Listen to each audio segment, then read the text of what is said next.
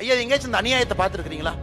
ஒரு வாக்குறுதியை முடிச்சா 80லிருந்து 99க்கு போறதை பார்த்துருக்கோம். 99லிருந்து 80 வரைக்கும் பார்த்துருக்கீங்களா?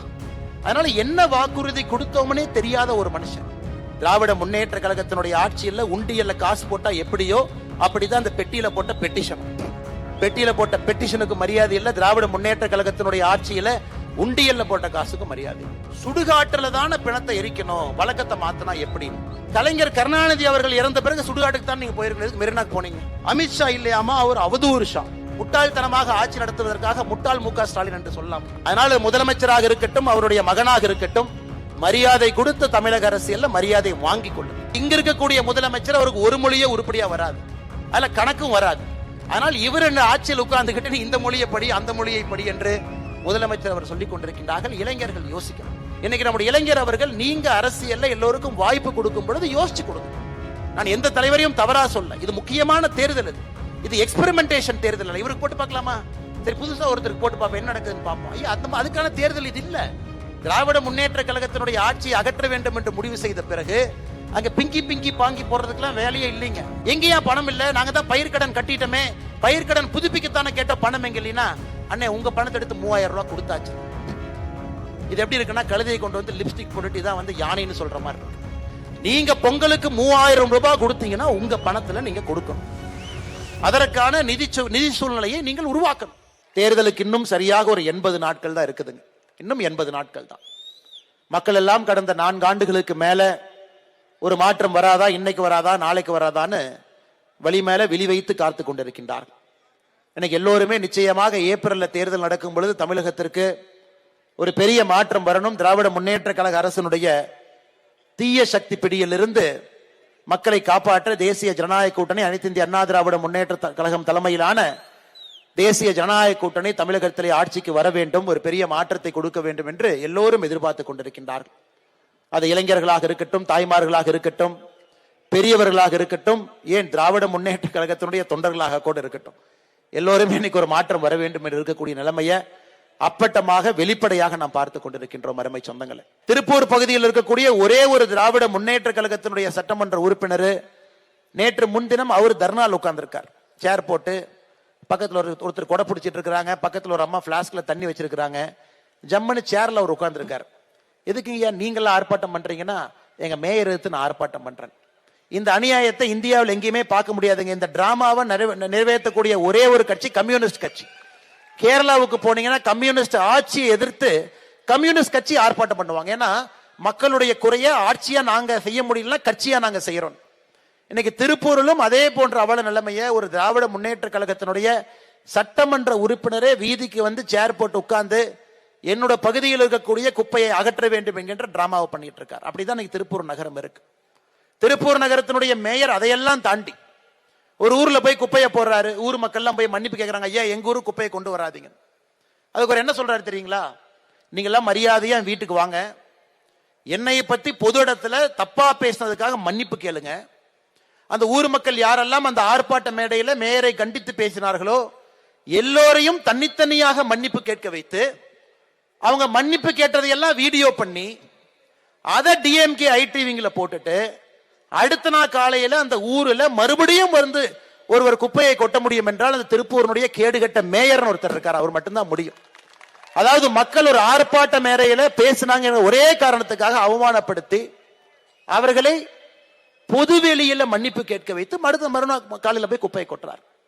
அதை எதிர்த்து டிசம்பர் 16ஆம் தேதி அந்த இடுவாய் கிராமம் பகுதியில் நம்முடைய சொந்தங்கள் எல்லாம் போய் ஆர்ப்பாட்டம் போராட்டம் நடத்துறாங்க. 11 பேர் கைது செய்யப்பட்டு இன்னைக்கு கிட்டத்தட்ட 25 நாட்கள் கழித்து இன்னைக்கு பெயில் கிடைச்சிருக்கிறது.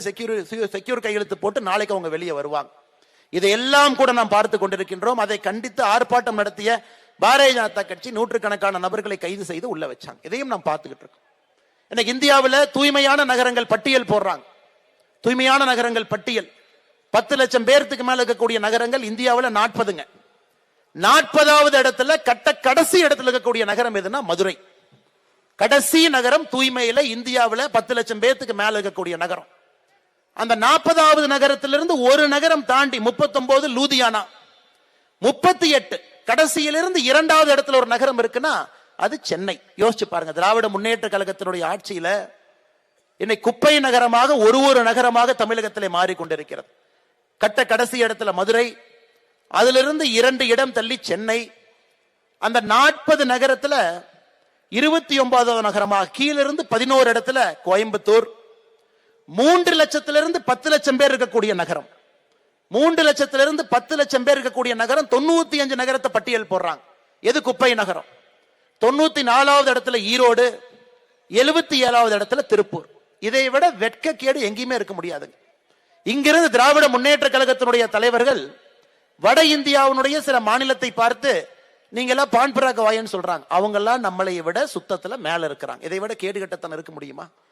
இங்கிருந்து திராவிட முன்னேற்ற கழகம் எங்க ஜார்க்கண்ட, ராஞ்சிய, எந்த வட மாநிலத்தில் இருக்கக்கூடிய தலைநகரத்தில் இருக்கக்கூடிய தொழிலாளர்களை, உழைப்பாளிகளை பார்த்து பான்பராக வாயன்லாம் திட்டுறாங்கல்ல, அவங்க எல்லாம் சுத்தத்துல நம்மை விட முன்னாடி இருக்கிறாங்க. இண்டோர் நகரம் கடந்த 7 ஆண்டுகளாக, மத்திய பிரதேசனுடைய தலைநகரம் இண்டோர் கடந்த 7 ஆண்டுகளாக இந்தியாவுடைய தூய்மை நகரமாக இருக்கிறது. மைசூர் 2வது நகரமாக தூய்மை நகரமாக இருக்கு. இதெல்லாம் நம்ம பார்க்கணும். கேடுகட்ட ஆட்சியாளர்கள் சென்னையில, அதைவிட்ட கேடுகட்ட ஆட்சியாளர்கள் திருப்பூர் மாநகராட்சியில. இருவரும் சேரும் பொழுது சாமானிய மனிதனுடைய உழைப்புக்கு எந்தவித உத்தரவாதம் இல்லைன்னு சொல்றதை விடங்க, உங்க உழைப்புக்கு ஒரு மரியாதை இல்லை. நீங்க கட்டக்கூடிய வரிக்கு ஒரு மரியாதை இல்லை. தண்ணி வரி, கரண்ட் வரி, சொத்து வரி, எந்த வரி கட்டினாலும் கூட இவர்கள் செய்ய வேண்டிய எந்த வேலையும் செய்யாதனால இன்னைக்கு குப்பை நகரமாக, பெண்களுக்கு பாதுகாப்பு இல்லாத நகரமாக தொடர்ந்து மாத்தி கொண்டிருக்கின்றார்கள். நம்ம முதலமைச்சருக்கு வந்து பாத்தீங்கன்னா குடியரசு தின விழாவுக்கும் சுதந்திர தின விழாவுக்குமே எப்பொழுதுமே பிரச்சனை அவருக்கு, எப்பவுமே பிரச்சனை. எப்ப கேட்டாலும் மாத்தி மாத்தி சொல்லுவார். இன்னைக்கு புதுசா என்ன ஆரம்பிச்சிருக்காருன்னா, எத்தனை சதவீத வாக்குறுதிகளை நிறைவேற்றி இருக்குன்னு புதுசா ஆரம்பிச்சிருக்கிறார். போன செப்டம்பர் மாசம், செப்டம்பர் 2023 99% வாக்குறுதி முடிச்சிட்டேன். போன மாசம் 94% முடிச்சிட்டேன். போன வாரம் 90% முடிச்சிட்டேன். இன்னைக்கு காலையில 80% முடிச்சிட்டேன். ஐயா, எங்கேயாச்சும் இந்த அநியாயத்தை பார்த்திருக்கிறீங்களா? ஒரு வாக்குறுதியை முடிச்சா 80லிருந்து 99க்கு போறதை பார்த்திருக்கோம். 99லிருந்து 80 வரைக்கும் பார்த்திருக்கிறீங்களா? அதனால என்ன வாக்குறுதி கொடுத்தோம்னே தெரியாத ஒரு மனுஷன். அவருக்கு என்ன வாக்குறுதி கொடுத்தோம்னே தெரியாது. போகும்போது ஒரு பேப்பர் எழுதி கொடுக்குறாங்க, பின்னாடி படிங்க படிச்சுட்டு வந்துடுறாரு. அதனால என்ன வாக்குறுதி கொடுத்தோம், எத்தனை வாக்குறுதி கொடுத்தோம்? 505 கொடுத்தோம். மாவட்டம் வாரியாக 1600 கொடுத்திருக்கிறோம். மாநிலத்துக்கு 505, மாவட்டத்திற்கு 1600. கடைசியா திருப்பூருக்கு நான் படிக்கிறேன் பாருங்க ஐயா. எந்த வாக்குறுதி எத்தனை நிறைவேற்றணும் என்று தெரியாம இருக்கக்கூடிய முதலமைச்சர் மேடைக்கு மேடைக்கு பேசுறார். இன்னைக்கு புதுசா ஒரு திட்டத்தை நிறைவேற்றிருக்கிறார். திட்டத்துடைய பேரே ரொம்ப சூப்பரா இருந்துச்சுங்க. உங்கள் கனவை சொல்லுங்கள். முதலமைச்சர் அவரே, என் கனவை சொல்றேன். பெண்களுக்கு பாதுகாப்பான மாநிலம் என் கனவு.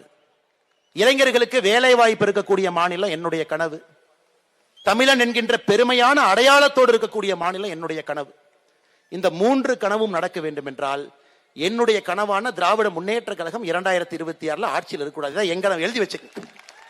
இதுக்கு ஒரு திட்டம் போட்டு உங்கள் கனவை சொல்லுங்கள் என்று வீதி வாய்ப்பு எங்க எத்தனை பேப்பர்ல கேட்டாலும் இதான சொல்ல போறாங்க. புதுசா என்ன சொல்ல போறாங்க? உங்கள் கனவை சொல்லுங்கன்னா புதுசா என்ன சொல்ல போறாங்க? நீங்க ஆட்சியில் இருக்க வேண்டாங்க ஐயா, அதாங்க எங்க கனவுன்னு தான் 99 பேர் சொல்ல போறாங்க. ஏன்னா இதற்கு முன்பு 2021 தேர்தலுக்கு முன்பு ஒரு பெட்டியை தூக்கிட்டு ஊரா சுத்தினார். இதுக்குங்க ஐயா பெட்டினா, உங்க குறை தீர்ப்பு பேப்பர்லாம் இருந்தா உள்ள போட்டு வைங்க, இந்த பெட்டிக்குள்ள நான் பாக்குறேன். அந்த பெட்டி என்னாச்சுன்னு யாருக்குமே தெரியாதுங்க ஐயா. திராவிட முன்னேற்ற கழகத்தினுடைய ஆட்சியில் உண்டியல்ல காசு போட்டா எப்படியோ அப்படிதான் அந்த பெட்டியில போட்ட பெட்டிஷனும். பெட்டியில போட்ட பெட்டிஷனுக்கு மரியாதை இல்லை. திராவிட முன்னேற்ற கழகத்தினுடைய ஆட்சியில உண்டியல்ல போட்ட காசுக்கு மரியாதை இல்லை.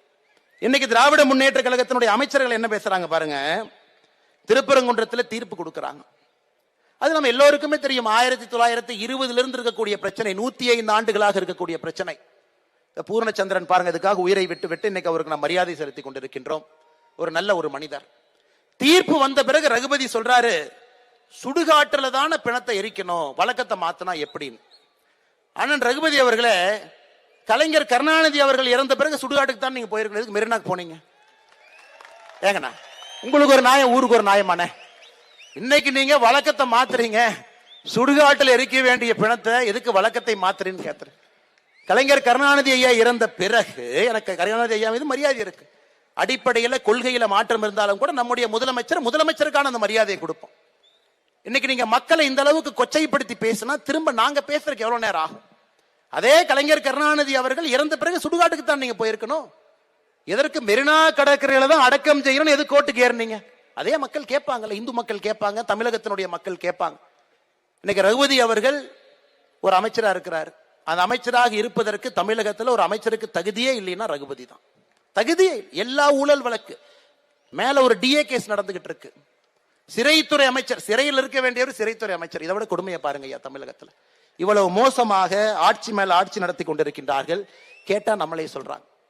இன்னைக்கு நம்முடைய முதலமைச்சர் அவர்கள் அதோடு நிக்கல, இன்னும் அடுத்த கட்டத்துக்கு போறாங்க. அமித்ஷா இல்லையாமா, அவர் அவதூறு ஷா, அவதூறா பேசுறாராமா. அதனால அமித்ஷாவுக்கு அவதூறு ஷா என்கின்ற பெயரை வைத்திருக்கின்றார்கள். ஐயா முதலமைச்சர் அவர்களே, ரொம்ப பொறுப்போடு பணிவோடு கண்ணியத்தோடு நான் கேட்கின்றேன், முட்டாள்தனமாக ஆட்சி நடத்துவதற்காக முட்டாள் மு க ஸ்டாலின் என்று சொல்லலாமா? சொல்வதற்கு என்ன ஒரு நிமிஷம் ஆகலாமா? ஆனால் நாவடக்கம் திராவிட முன்னேற்ற கழகத்தினுடைய அமைச்சர்களுக்கு மட்டுமல்ல, முதலமைச்சருக்கும் நாவடக்கம் வேண்டும். திரும்ப பேசுறதுக்கு எங்களுக்கு என்ன ஒரு நிமிஷம் ஆகுமாங்க ஐயா? அதெல்லாம் உங்களை பார்த்து எப்பவுமே நாங்க பயப்பட்டது கிடையாது, எப்பவும் பயப்பட போறதும் கிடையாது. திரும்ப எங்களுக்கும் அதே பாணியில அதே மொழியில எங்களுக்கும் பதில் சொல்ல தெரியும். அதனால முதலமைச்சராக இருக்கட்டும், அவருடைய மகனாக இருக்கட்டும், மரியாதை கொடுத்த தமிழக அரசியல்ல மரியாதை வாங்கி கொள்ளுங்க. தேர்தல் களம் கையில மைக் இருக்கு, என்ன வேணாலும் பேசலாம். நீங்களும் பேசுறீங்கன்னா எங்களுடைய தொண்டர்களும் தலைவர்களும் பார்த்து கொண்டு அவர்களும் சும்மா இருக்க மாட்டார்கள்.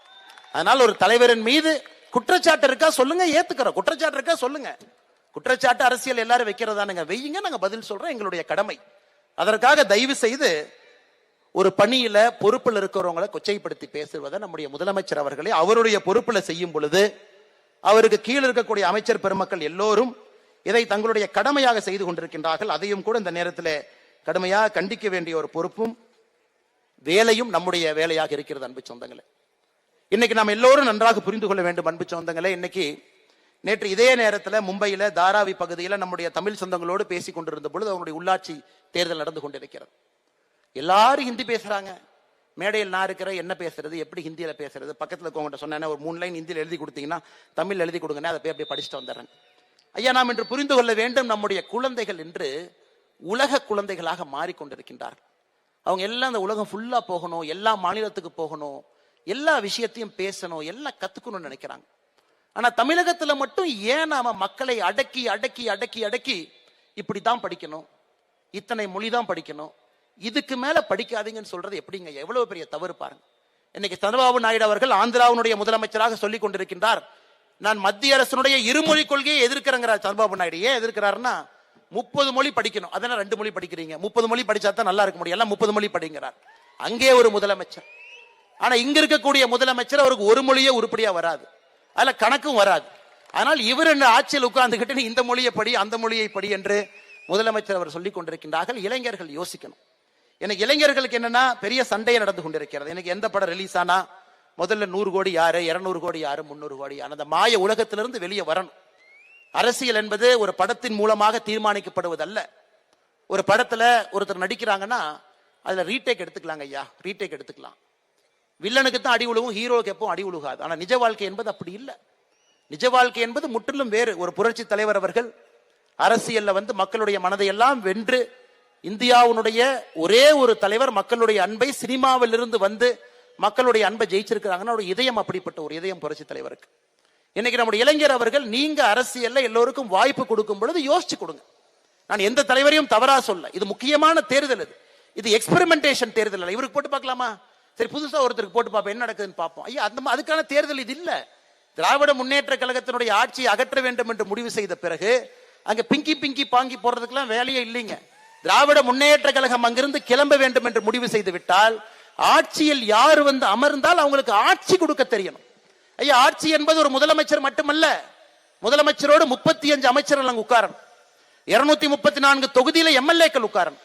இப்ப அண்ணன் நயினார் நாகேந்திரன் அவர்கள் பலமுறை எம்எல்ஏவா இருக்கிறாங்க, இதற்கு முன்பு அமைச்சரா இருக்கிறாங்க, இதற்கு முன்பு சட்டப்பேரவை உறுப்பினர் இருக்கிறாங்கன்னா பக்குவப்பட்டவர்கள், அனுபவப்பட்டவர்கள், அவமானப்பட்டு பக்குவப்பட்டவர்கள். கடந்த 30, 40, 50 ஆண்டு அரசியல் வாழ்க்கையில் ஒரு முடிவெடுக்கும் பொழுது எப்படி எடுக்கணும். அதனாலதான் அரசியல் என்பது பக்குவம். அதனாலதான் இளைஞர் பெருமக்களுக்கு என்னுடைய அன்பான வேண்டுகோள், இந்த தேர்தல் என்பது எக்ஸ்பெரிமெண்டேஷன் தேர்தல் இல்லைங்க. பிங்கி பிங்கி பாங்கி போட்டு ஏதோ நம்பிட்டு புதுசா ஒருத்தருக்கு வாய்ப்பு கொடுத்து பார்க்கலாம். அதனால் இது தமிழகத்தினுடைய அடுத்த கட்டம். நாம மிஸ் பண்ணிட்டோம்னாங்க ஆந்திரா முன்னாடி ஓடிடும், கர்நாடகா ஓடிடும், எல்லா மாநிலமும் முந்தியடித்து முந்தே ஓடி விடுவார்கள். அதனால் இந்த தேர்தலை பொறுத்தவரை அனுபவம் மிக்கவர்கள், அரசியல் ஆழம் தெரிந்தவர்கள், திராவிட முன்னேற்ற கழகத்தினுடைய 4 ஆண்டு ஆட்சியில செஞ்சிருக்கக்கூடிய தவறை எல்லாம் சரி பண்றக்கே 2 வருஷம் ஆகுங்க. சரி பண்றக்கே 2 வருஷம். இன்னைக்கு 3000 ரூபாய் பொங்கலுக்கு கொடுக்கறன்னு ஆரம்பிச்சிருக்கிறார். இன்னைக்கு காலையில இருந்து நீங்க பார்த்திருப்பீங்க, பயிர்க்கடன் வாங்கியவர்கள் பணத்தை கட்டிட்டு புதுசா பயிர்க்கடன் வேண்டும் என்று கேட்டவர்களுக்கு நேத்துல இருந்து பணம் இல்லை. எங்கேயா பணம் இல்ல, நாங்க தான் பயிர்க்கடன் கட்டிட்டோமே, பயிர்க்கடன் புதுப்பிக்கத்தானே கேட்ட பணம் எங்க இல்லைன்னா, அண்ணே உங்க பணத்தை எடுத்து 3000 ரூபாய் கொடுத்தாச்சுன்னு. இது எப்படி இருக்குன்னா, கழுதையை கொண்டு வந்து லிப்ஸ்டிக் போட்டுட்டு இதான் வந்து யானைன்னு சொல்ற மாதிரி இருக்கு. நீங்க பொங்கலுக்கு 3000 ரூபாய் கொடுத்தீங்கன்னா உங்க பணத்துல நீங்க கொடுக்கணும். அதற்கான நிதி சூழ்நிலையை நீங்கள் உருவாக்கணும். இன்னைக்கு விவசாய பெருமக்கள் பயிர்க்கடனை கட்டிவிட்டு புதிதாக கடன் கொடுப்பார்கள் என்று காத்திருக்கக்கூடிய விவசாய பெருமக்களுக்கு கொடுத்த கடனை திரும்ப உங்களால கொடுக்க முடியாம 3000 ரூபாய் கொடுக்கறன்னு ஆரம்பிச்சிருக்கீங்க. எப்ப இருந்து ஆரம்பிச்சிருக்கீங்க? 2022ல 0 ரூபாய் கொடுக்கல, 2023ல 1000 ரூபாய், 2024ல 1000 ரூபாய், 2025ல எதுவும் கொடுக்கல, 2026ல 3000 ரூபாய், மொத்தமாக 5000 ரூபாய் கொடுத்திருக்கிறீங்க. ஆனா ஒருத்தருடைய தலையின் மீது எவ்வளவு கடன் ஏற்றிருக்கிறீங்க? புதுக்கோட்டையில பேசியது பொழுது தமிழகத்தில் இருக்கக்கூடிய ரேஷன் அட்டை 2,22,00,000. ஒரு ரேஷன் அட்டையின் மீது 2,04,000 ரூபாய் கடன் இருந்துச்சு. இன்னைக்கு ஒரு ரேஷன் அட்டையின் மீது 4,54,000 ரூபாய் கடன். 4.5 ஆண்டுகள்ல ஒரு ரேஷன் அட்டையின் மீது 2,50,000 ரூபாய் கடனை ஏத்திவிட்டு வெறும் 5,000 ரூபாயை கையில கொடுத்துட்டு, இது வடிவேலு சொன்ன மாதிரி ஜோப்ல கை விட்டு ஒண்ணுமே இல்லைன்னு சொல்ற மாதிரி கதையால அங்க இருக்கு. இதை வைத்து விட்டு தேர்தல் பிரச்சாரத்துக்கு வேற வர்றேன், நான் பேசுறேன்னு வேற சொல்றீங்க.